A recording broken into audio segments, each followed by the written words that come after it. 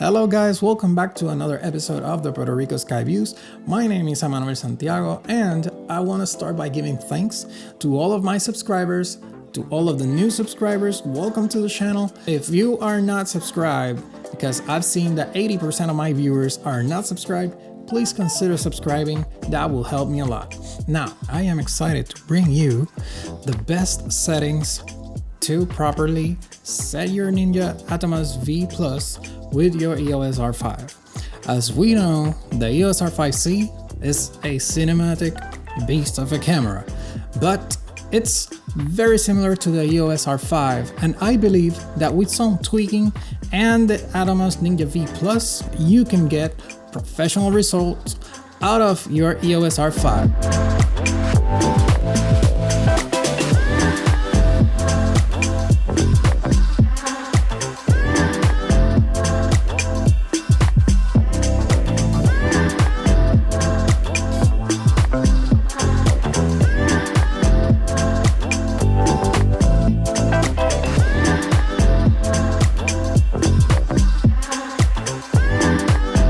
Okay, so as you guys might have noticed, the dynamic range out of this camera it's good, it's really good. But when paired with the Atomos Ninja V Plus, you can expand that to almost 2 full stops of dynamic range when shooting in RAW.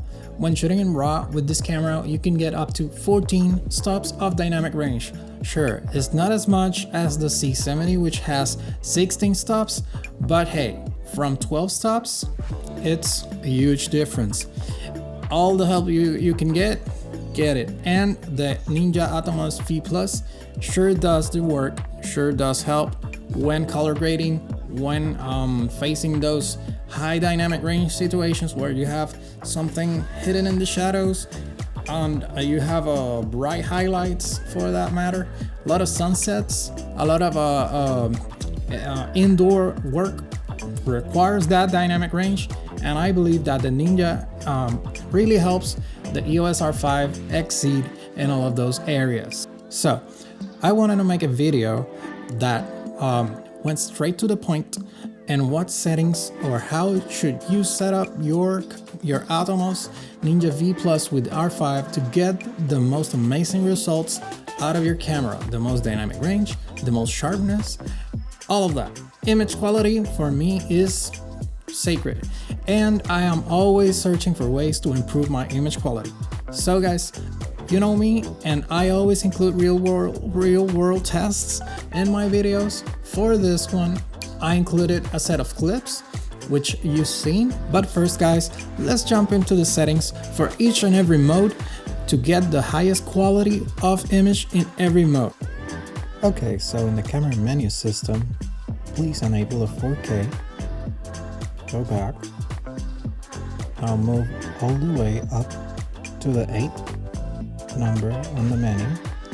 Go to HDMI and set only for the monitor to display. This will prevent overheating issues and will give you the longest record time. Also, make sure the standby low res is set to off. If you leave it to on, trust me, your quality will suffer.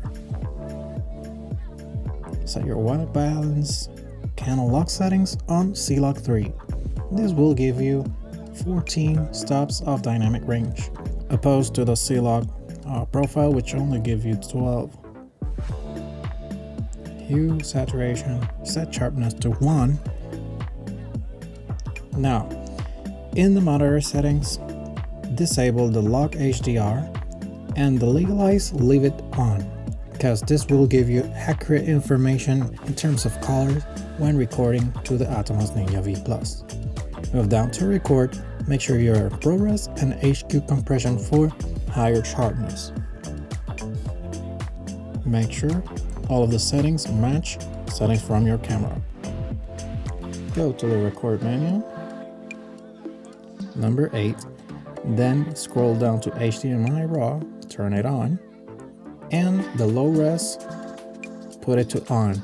This will not affect your sharpness when recording in 8K RAW or the crop mode. Go to HDMI, make sure time command and rec command are on so you can press the record button on your camera and it will start recording on the Ninja V Plus. Now, as you can see, you have all this wonderful 8K RAW. The monitor will detect the RAW signal from your camera, but you still have to go into the settings, make sure you're recording in 8K, the signal, that everything Canon log, cinema gamut is accurate.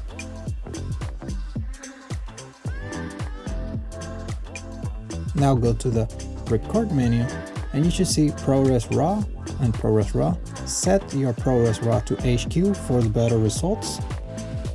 Go back to the input menu and make sure your trigger is in HDMI. Set to calibration length under the remote and compatibility mode under the HDMI standard. Now for movie cropping, if you enable the crop in your camera, you will see 4K DCI.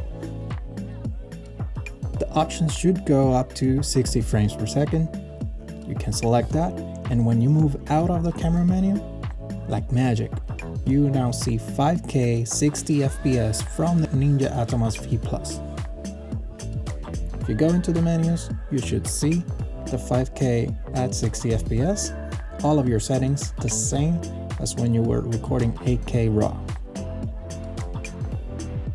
And I did some side-by-side comparisons of all the modes that exceed in image quality from this camera. I shot 4K HQ, I shot 8K non-RAW, 8K RAW, and 8K ProRes RAW high quality.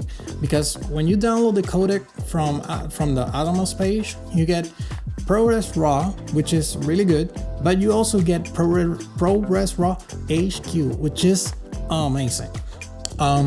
If you are concerned for the file sizes and storages, pair with the EOS R5, the 8K RAW HQ, the ProRes RAW HQ, will have 42 minutes of runtime before it fills a 1 terabyte drive.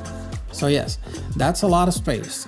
1 terabyte for 42 minutes, a little bit more than half an hour. It's a lot, but the files coming out of this combination are so good to edit. You can scrub your timeline, you can throw in color grading, and it will be silky smooth when editing, at least now. I have another test, and it is a side-by-side comparison of all of the modes in which you can take advantage of the Ninja V Plus and EOS R5 combination. Let's go into them.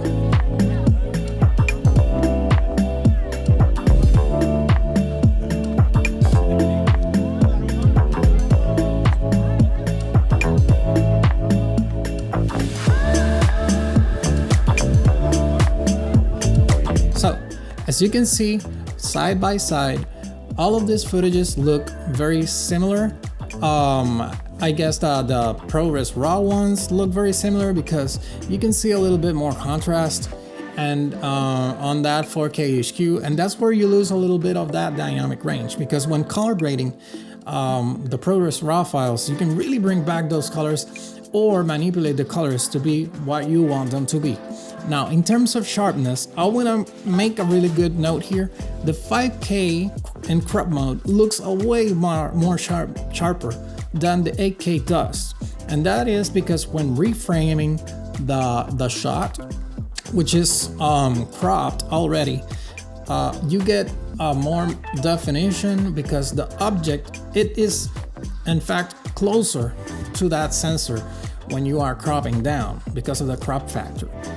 If I were to reframe the 8K and put the camera right where we can normalize for that crop, the 8K would still blow the 5K out of the water, and it will give you a lot more latitude later on to even reframe and go even deeper into that image.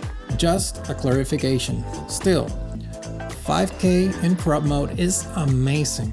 When you pair your camera with a wide lens, ultra wide lens like the 15-35, you can really gain some advantages there. You can shoot in 5K ProRes RAW in 60 frames per second. So slow motion work is available in ProRes RAW straight from the R5. No need for an R5C or a C70 for that matter. So guys, what are your thoughts? Suggestions that you may have, doubts that you may have, leave them in the comments, and please subscribe. Consider subscribing. This is growing into a fine community. I will keep making videos like this that bring value to our community, and see you guys in my next video.